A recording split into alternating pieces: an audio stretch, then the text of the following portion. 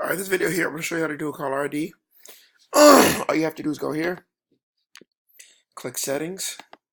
And remember, caller ID, all it simply is just when you're calling multiple lines, it's just a playback message that we play so the lead knows that we're going to call them right back. We pretty much blame it on technical difficulties. So the way that would sound, we'll be like, hey, hello. Hey, this is Mac. I'm going to call you right back, okay? I'm going to call you right back. Boom, just like that. That's all it'll be.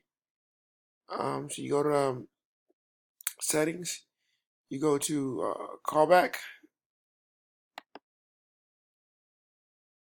message, add a callback message, you record by phone, put in your phone number, put in your name, create, and it's going to call you.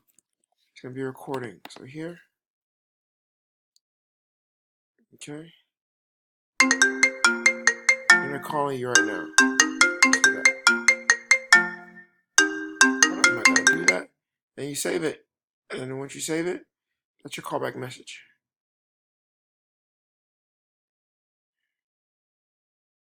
And then if you go to data on dialing, you make sure you put your caller ID, your callback message.